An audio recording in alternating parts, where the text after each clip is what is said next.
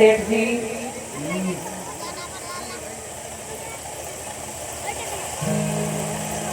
सेठ जी, हाँ एक बात बताइए। कहो। आप दिन रात व्यापार में लगे रहते हो, हाँ कभी कभी घर की भी चिंता कर लिया करो हाँ कुछ। अब घर में क्या होना चाहिए, क्या नहीं होना चाहिए, क्या हो रहा है, क्या नहीं हो रहा, आपसे कोई मतलब ही नहीं है। है नहीं क्या? तो सेठ जी, मैं ये कहना चाहती हूँ हाँ कि अपनी जो बहू है कृषा, हाँ उसको घर में आए 15 वर्ष बीत गए, तो तो अभी तक बहुरिया के द्वारा कोई संतान का जन्म नहीं हुआ सेठ जी। तो तो सेठ जी, हाँ अगर बहू के द्वारा कोई संतान नहीं हुई तो आने वाले समय में अपने ये अपार धन संपत्ति का उत्तराधिकारी कौन बनेगा? अपना बेटा बनेगा और कौन बनेगा? लेकिन बेटा के बाद में, बेटा के बाद में हाँ सेठानी बोली है, सुनिए सेठ जी, कहो। कि जिन घर खेल नैया ललाना बा कैसे सापर, जिन घर खेल नैया ललाना बा कैसे सापरी।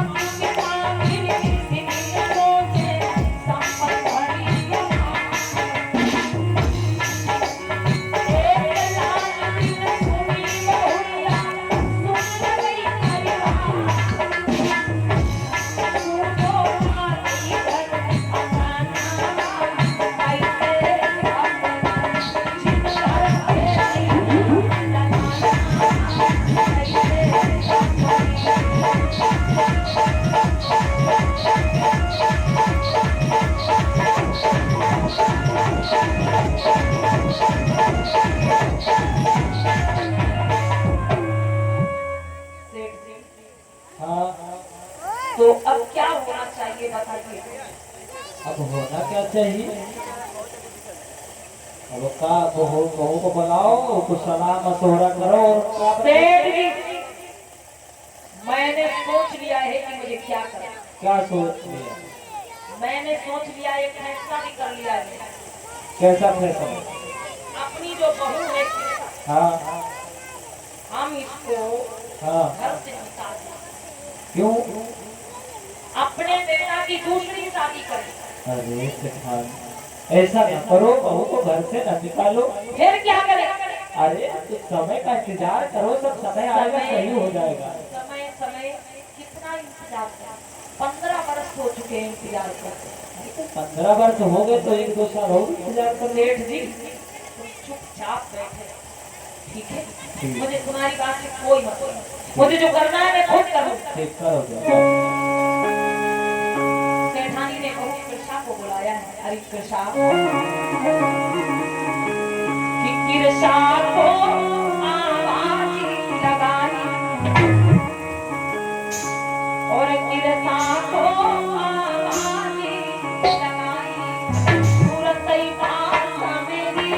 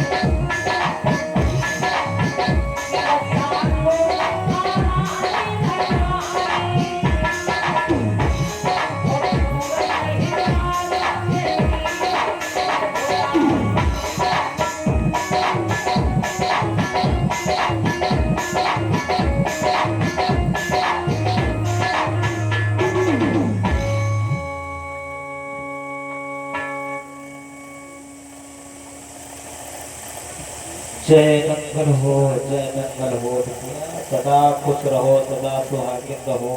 हो फरो पुरो हो नातक फुलो दुधन हरो। हो खुश रहो बिटिया। जय मंगल हो, जय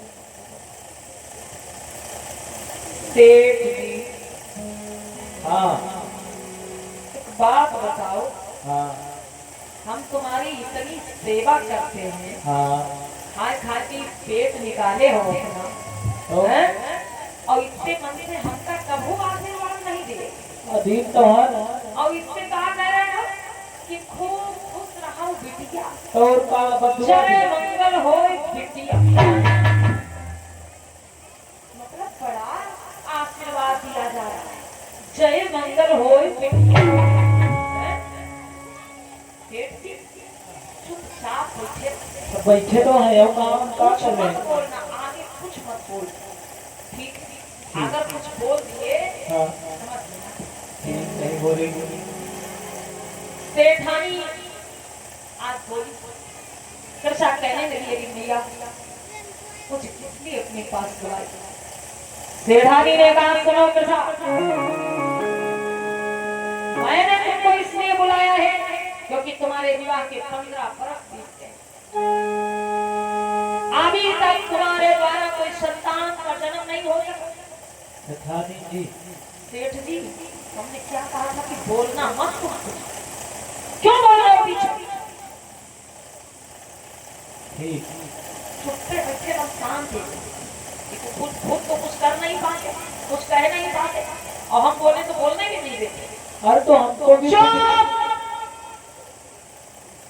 एकदम चुप चुप शांत रहो। सेठानी कहने लगी है कृष्ण, जब तुम इस घर के लिए एक संतान नहीं दे सकती तो हम तुम्हारा इस घर में क्या करें? आज मैंने ये फैसला कर लिया है कि तुम मेरा ये घर छोड़ करके चली जाओ। अरे अभी के अभी तुम मेरा ये घर छोड़ करके चली जाओ और मैं अपने बेटे का दूसरा विवाह करूंगा। अरे नहीं मैया, ऐसा मत करो मैया। अगर मैं आपके घर से निकल जाऊंगी मैया तो मैं कहाँ रहूंगी, क्या करूंगी मैया? मुझे घर से मत निकालो मैया। नहीं कृष्णा, मैंने ठान लिया है कि तुम्हें इस घर से जाना होगा, कि पुत्र ना एक लहू ते सखी की रसा सुन बानी की रसा।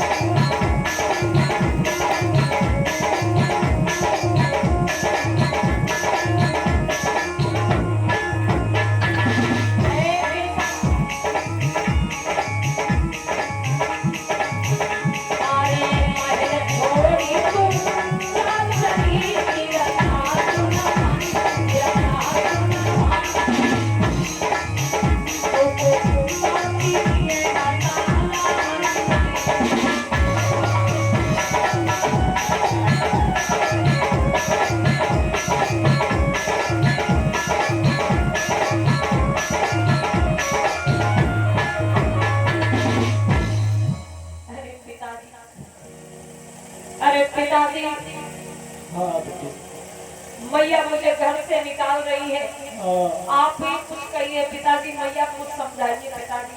तो बेटिया हम कहा समझे, हम खुदे मार खा लेते उल्टा मौका खुदे समझाओ तो हम कहा समझे। लेकिन बेटिया सत्य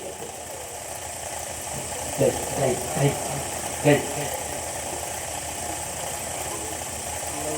बताइए बेटिया सेठानी गई है ना, गई वो का बड़बड़ा थे, वो का बड़बड़ा है ठीक, वो का तो बिल्कुल करिया नागिन सी हो। तुम की बात पर ध्यान नहीं न दे, ठीक? जैसे कुत्ता भूखा करे तो हाथी चला कर वैसे समझो, उनसे मतलब ही न रखो। और ज्यादा कुछ कहा मार काट दो घर में, बात भात पटी दी, बहुत पागल है बिल्कुल, उसका पागल सब देते हैं, बड़ बड़ बड़ बड़ करे तो बड़ बड़ बड़ करेगी उनका, ठीक? उसे मतलब ही न रखो। जब वही बात हम देख ली, अतना कोई नहीं कराते हैं सठानी के।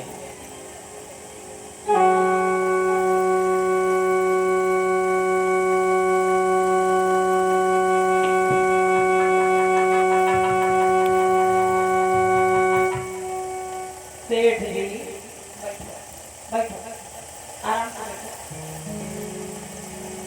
बैठो। मरियो तुम, तो मैं क्यों मारूंगी? मरियो तुमने क्या गलत किया? तुम ममताला के पीछे खड़ी रहो, हम देख नहीं पाए। तुम कर क्या रहे थे? हम तो मरियो होता है। अच्छा बैठो, नहीं मारो, बैठो, आराम से। बात बताओ, तुम क्या कर रहे थे? सेठानी करिया नाही? नहीं, हम कुछ नहीं किया। हम पागल? नहीं, हम बड़बड़ कर रहे नहीं। हैं? सेठ जी ये समझ लो, हम करिया नाही हैं? हम बड़बड़ कर रहे हैं।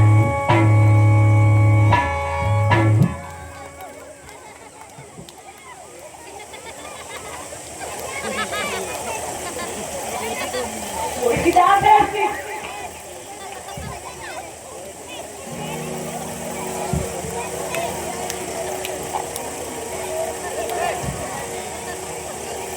सेठ जी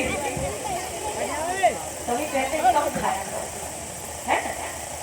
तुम केवल खाते हो, आराम से पड़े रहते हैं, ठीक? वो इधर की लड़ाई इधर करते हैं? आराम से इधर चुपचाप बैठ। अब कुछ मत बोलो। हम ना बोला कुछ, बोलोगे तो नहीं, कुछ भी नहीं बोलोगे। कुछ नहीं बोलेंगे। सेठानी ने क्या किया? आरे हाथ पकड़ लो हे मेरे साथों, और घर के बाहर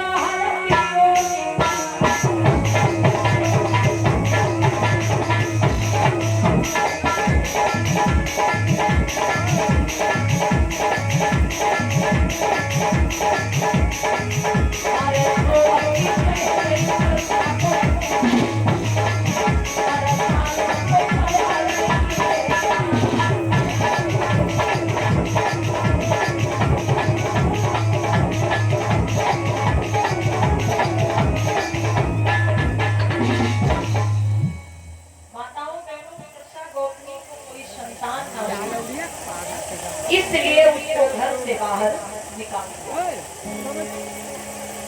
वो बेचारी खेतों की तरफ चली जाती है।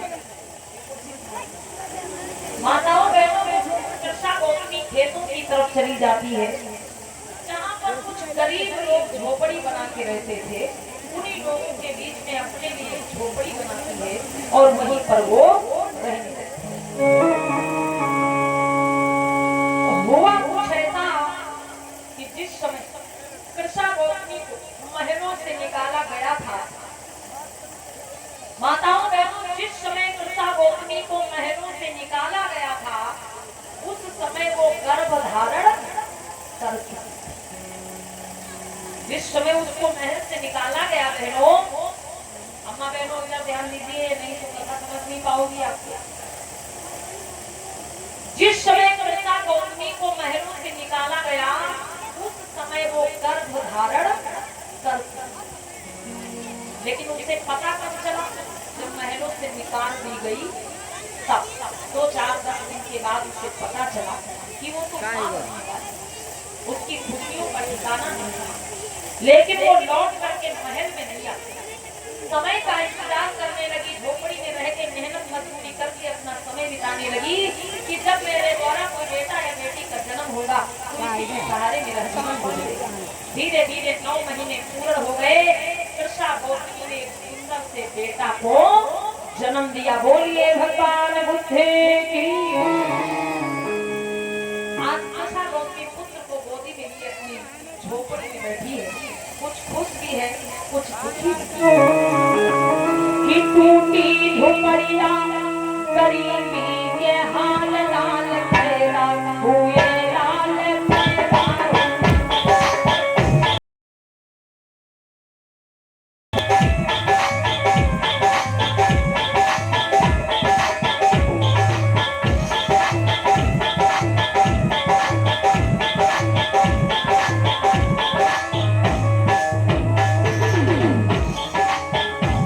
अरे सासू जो आए बरुआ चढ़ाए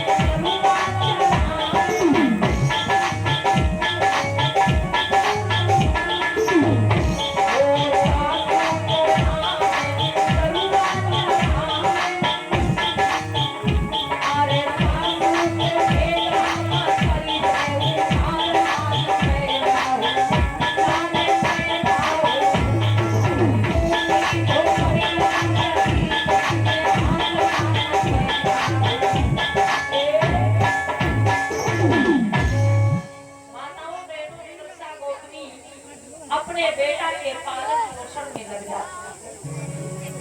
धीरे धीरे उसका बेटा बड़ा होने लगा और वो बेटा भाई 12 वर्ष का हो जाता। एक दिन माता मनसा गौतमी द्वारे पर अपने बेटा के साथ में खड़ी मन में मधुर विचार है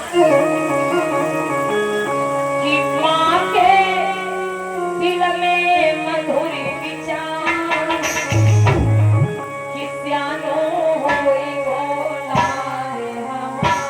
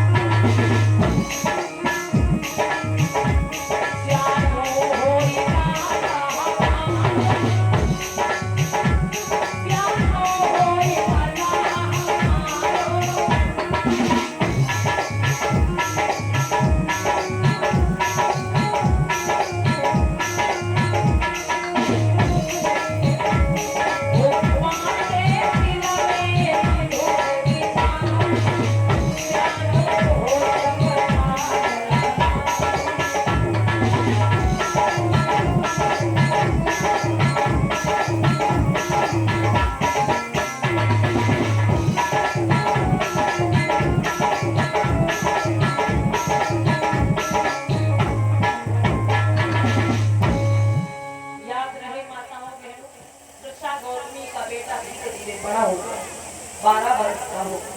मैया बहुत खुश रहती कि मेरा बेटा थोड़ा और बड़ा हो जाएगा, मैं अपने बेटे का विवाह करूंगी, सुंदर सी बहू घर में आएगी, मेरा परिवार की खुशियों से भर जाएगा।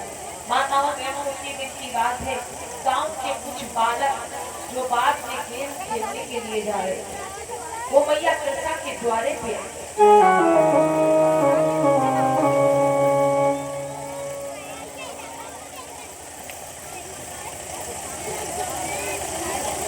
नमस्ते चाची।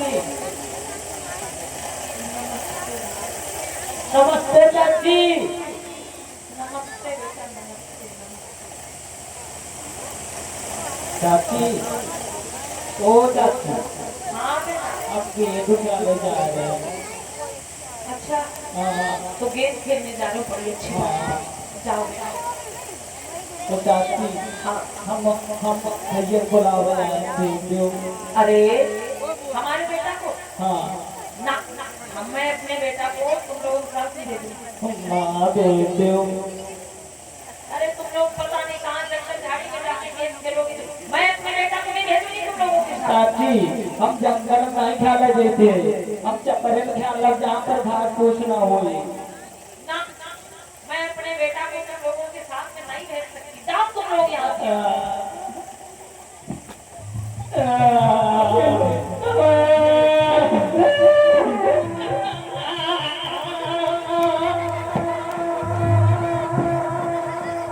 अरे रुको रुको रुको रुको रुको, कोई बीमारी वाली है क्या हुआ? हैं? दे दो चाची।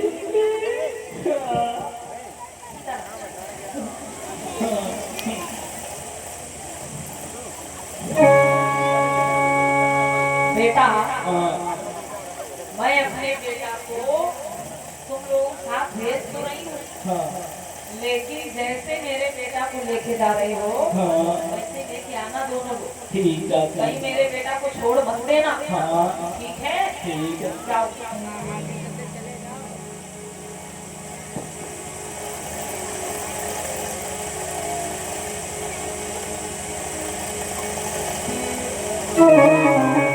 आज माताओं बहनों को लोग बाग में जाकर के गेम खेलने लगे हैं कि बगिया में, अरे बगिया में खेल खेल रहे हैं धीरे,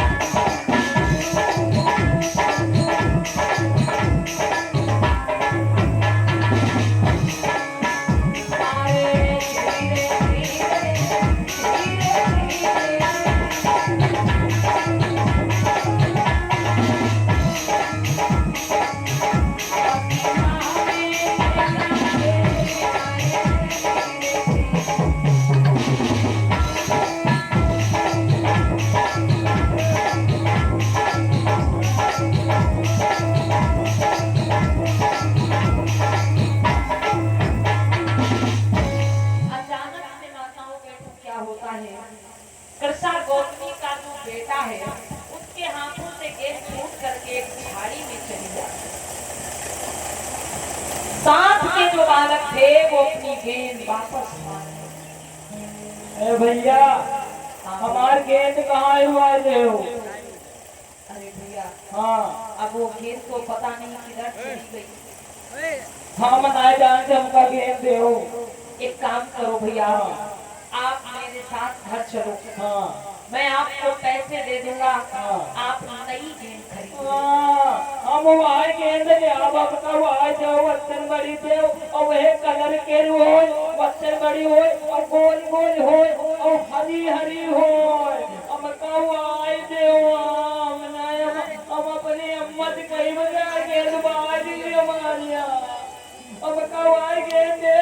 रुको रुको, ठीक है अगर आप जिद कर रहे हो तो मैं जाके गेंद को ढूंढता। हाँ गेंद दोनों। जैसे ही बालक ने एक झाड़ी में हाथ डाला माता से, जैसे ही बालक ने झाड़ी में हाथ डाला है तो उस झाड़ी में बहुत ही पुराना बिस्तर काला सांप बैठा हुआ था, उस बालक को डस देता। और जैसे ही बालक को सांप ने डसा, बालक पछाड़ खा के जमीन पे गिर पड़ा। कुछ देर तक वो बालक वहीं पे तड़पता रहा, रोता बिलखता रहा और कुछ देर बाद भाई उस बालक की मौत हो जाती है। सांप के जो बालक थे दौड़े हुए पास में आए, बालक को हाथ लगाया, बालक को व्रत पाया, बोले भैया अरे इसकी माँ ने तो कहा था कि मेरे बेटा को जैसे लेके जा रहे हो वैसे लेके आ। ऐसा करते हैं चलते हैं और हम कोई जल्दी से बहाना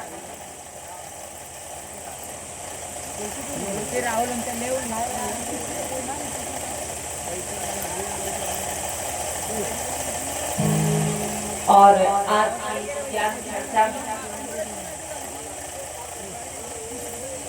आदरणीय परम सम्मानित माननीय मालती जी पूर्व प्रधान टीकापुर से जो हम सभी के बीच में उपस्थित हो रही हैं, एक बार जोरदार तालियां आप लोग माननीय पूर्व प्रधान जी के लिए बजा दें, खूब जोरदार तालियां।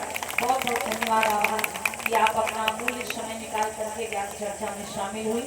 और ये माननीय पूर्व प्रधान जी की तरफ से 500 राष्ट्रीय मुद्राओं का धर्मदान मंच पे प्रदान हुआ है। बहुत बहुत धन्यवाद। एक कुर्सी और ले आई है।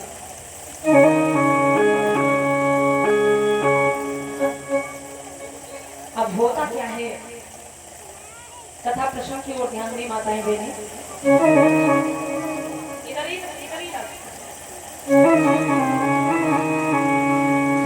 बोलिए भगवान बुद्ध की, बोलो बाबा साहब अमर रहे।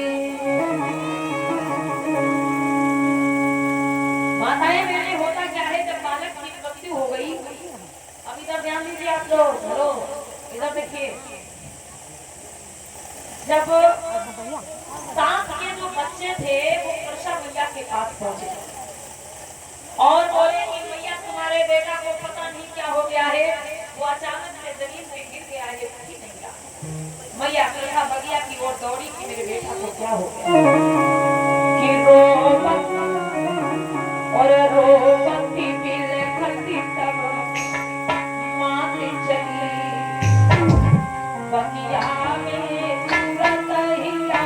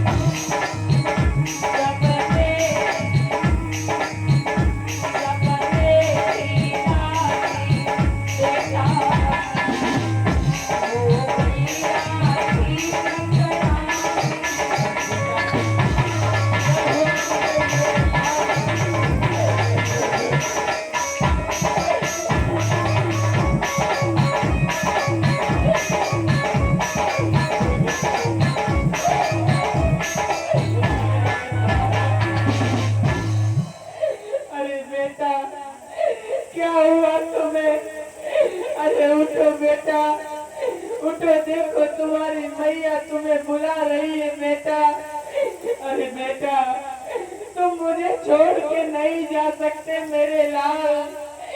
इस पूरी दुनिया में तुम्हारे अलावा मेरा दूसरा कोई जीने का सहारा नहीं है बेटा। उठो मेरे लाल। सोचो माताओं बहनों, जिस माँ का मात्र एक ही बेटा हो और वो बेटा भी दुनिया छोड़ के चला जाए तो उस मैया पर क्या बीतेगी। आज माता कृष्णा गोपनी बहुत रो रही कि बेटा उठ जाओ, मैं किसके सहारे जीऊंगी, कौन मेरा सहारा है। बेटा तुम मुझे छोड़ के नहीं जा सकते। रोते रोते पूरा दिन बीत गया, रात हो गई, दूसरे दिन की दोपहर हो गई, लेकिन वो रोना बंद नहीं कर सकता। लोग आते हैं उसके बच्चे की लाश को छीनते हैं अंतिम संस्कार करने के लिए, लेकिन वो बच्चे की लाश को नहीं छोड़ रही। गांव के लोगों ने सोचा अगर ये ऐसे ही रोती रही तो या तो ये पागल हो जाएगी या तो फिर मर जाएगी। एक बूढ़ा आदमी पास में आया और बोला, बेटा कृष्णा, हाँ बाबा। अगर तुम्हारा बेटा फिर से जिंदा हो जाए तो कैसा रहेगा? अरे बताओ बाबा, मेरा बेटा फिर से कैसे जीवित होगा बाबा? सुनो बेटी, कहो बाबा। इस समय चेत वन में करुणा के सागर भगवान बुद्ध ठहरे हुए। हाँ बाबा।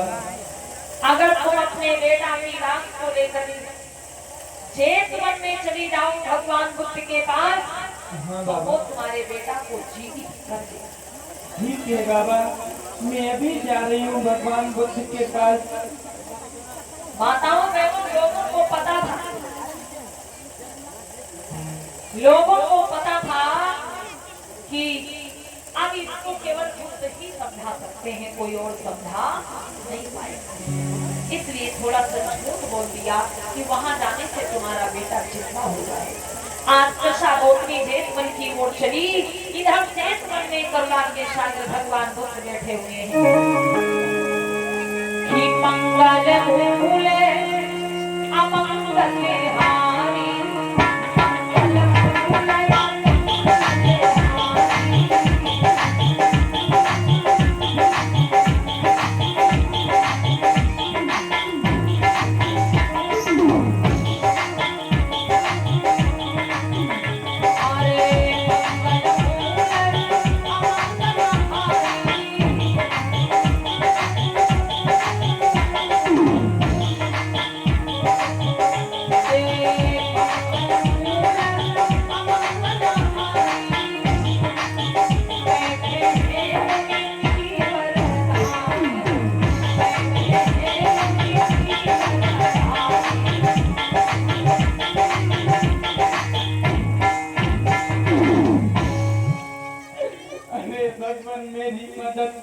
भगवान।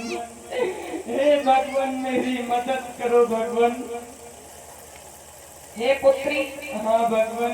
तुम कौन हो और कहाँ से आए हो? अरे भगवान, मेरा नाम कृष्णा है भगवान, और मैं इसी श्रावस्ती से चल करके आई हूँ भगवान। इस पुत्र को क्या हुआ है और ये पुत्र कौन है? अरे भगवान, ये मेरा इकलौता पुत्र है भगवान, और सर्प के डसने से इसकी मृत्यु हो गई है भगवान, और इस पुत्र के सिवा इस पूरी दुनिया में मेरा जीने का दूसरा। हे भगवान, मैं चाहती हूँ कि आप मेरे पुत्र को जीवित कर दीजिए भगवान। माताओं बहनों, वो कृषा गौतमी बोली कि मैं चाहती हूँ आप मेरे बेटा को जीवित कर दीजिए। भगवान बुद्ध बोले, हे बेटी, हाँ भगवान। ये संसार नश्वर है, ये संसार नाशवान है। जो इस संसार में आया है उसको एक ना एक दिन जाना है।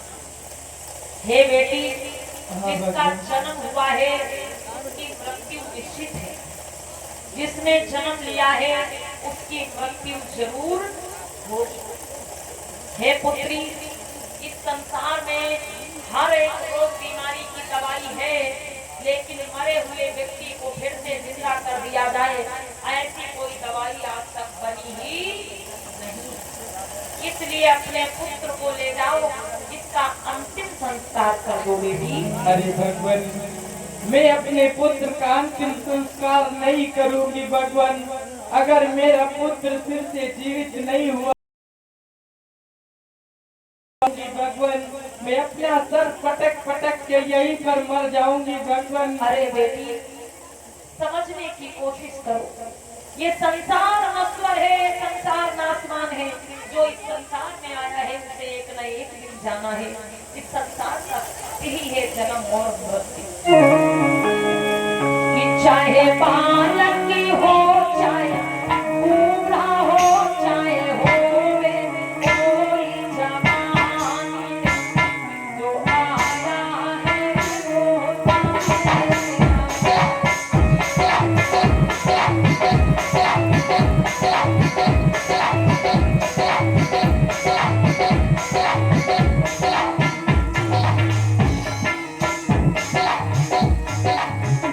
चाहे बालक की हो, चाहे बूढ़ा हो, चाहे होवे कोई जवानी, जो आया है वो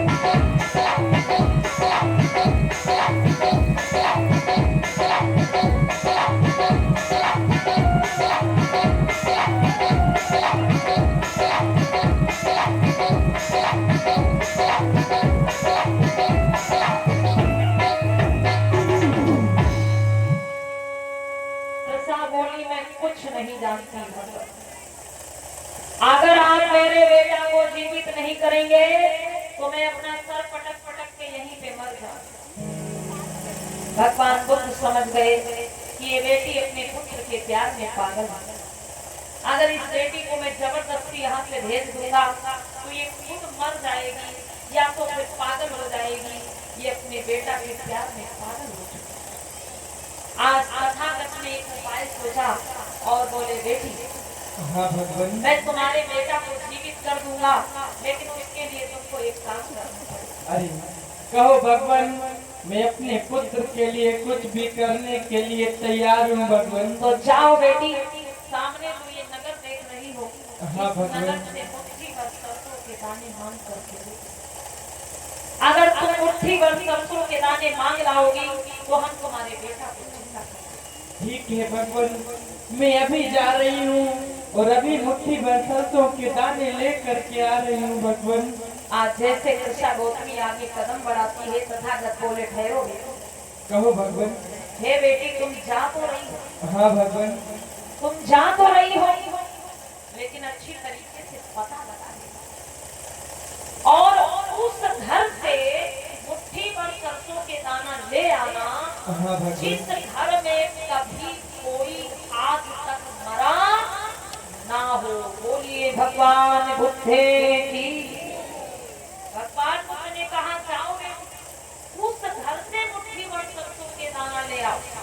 घर में कभी कोई आज तक मरा ना हो। और अगर तुम ऐसे घर से मुट्ठी भर सरसों ले आओगी तो हम तुम्हारे बेटा को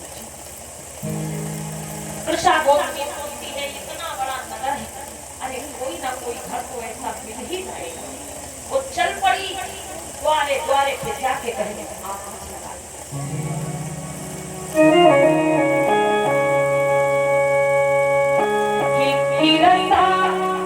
तुरंत में चली हर साल और रही घर घर आबाद।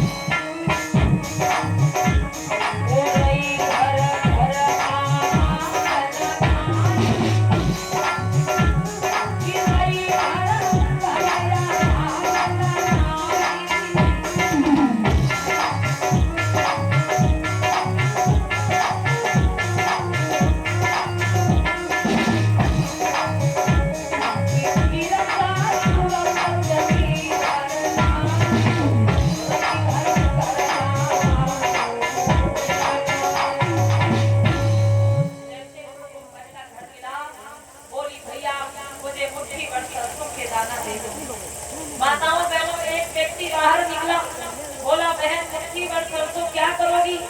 कृषा कहती है भैया सांप के डसने से मेरे बेटा की मौत हो गई है। भगवान बुद्ध ने कहा है अगर तुम मुट्ठी भर सरसों के दाना ले आओ तो हम तुम्हारे बेटा को जिंदा कर देंगे। माताओं बहनों, वो आदमी तुरंत अपने घर को गया, सरसों लाया और कृषा गोत्री को दे दी। कृषा गोत्री बोली भैया रुको, अरे भगवान बुद्ध ने कहा था कि सरसों उस घर से लाना जिस घर में कभी कोई मरा ना हो। तो बता दो भैया मुझे, आपके घर में कोई मरा तो नहीं है? माताओं बहनों को आदमी बिलक बिलक करके रोने लगा और कहता है कि बहन मेरे दादा दादी मेरे माँ बाप मेरे सामने मर के दुनिया से चले।